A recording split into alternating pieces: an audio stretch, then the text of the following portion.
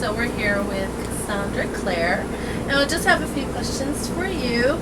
Now you come out with Lady Midnight. Other than the Blackthorns and Emma, what other characters are you excited for us to read about in Lady Midnight? Well, I'm really excited for people to meet Christina.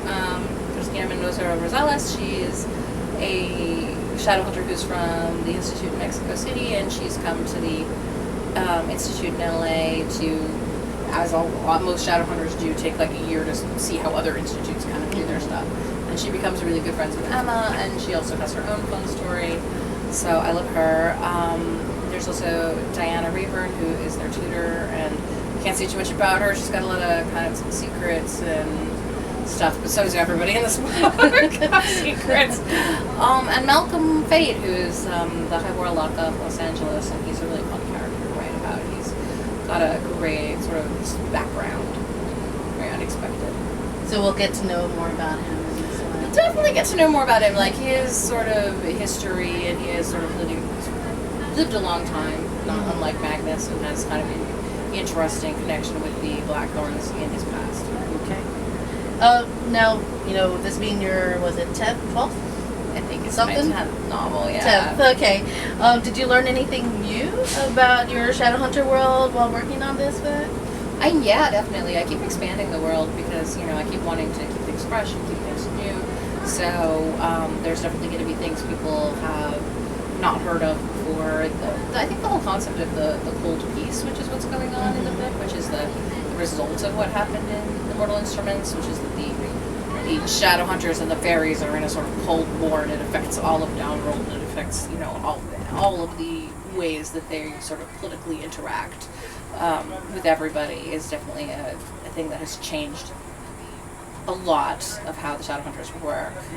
And then we also learn about new things that they're implementing and opening. They've reopened the Academy. Obviously, we know from Tales from Shadowhunter Academy, they've reopened the Scholomance, which is sort of this mysterious kind of school that we hear about. So there's a lot of new stuff. Great. And will we learn anything about like specialty weapons that the Shadowhunters use? I'm a big fan of like weapons too, and so I know that you brought in some ideas or some weapons in the previous books. So I just wanted to know if you had anything new with that too. We learn more about like Emma's sort of connection with her sword, Cortana, which is a really important item, and then I think also Mark, who is Julian's brother and returns to them from Fairy, brings the concept of like elf bolts, fairy weapons with him. So I think we see more of those. And Christina's got a butterfly knife that she throws.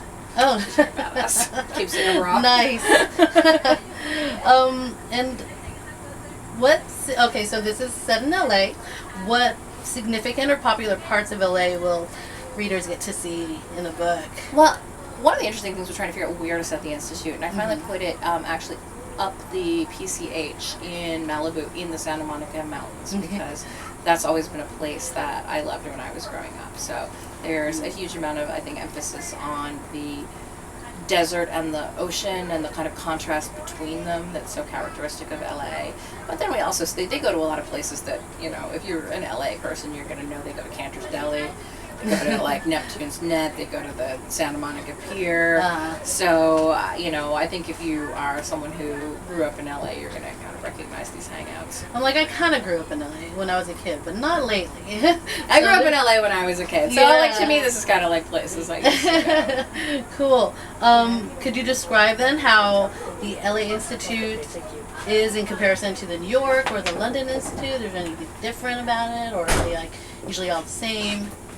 They fulfill the same function in the sense of being a center for Shadowhunters to meet, and also being a place that's supposed to put up Shadowhunters that are in town. But I think that the way that the LA Institute is run is entirely different than the way that the New York Institute is run, which is, was run by a pretty tight ship by Robert and Maris Lightwood in Mortal Instruments, and what's going on in the LA Institute is very different.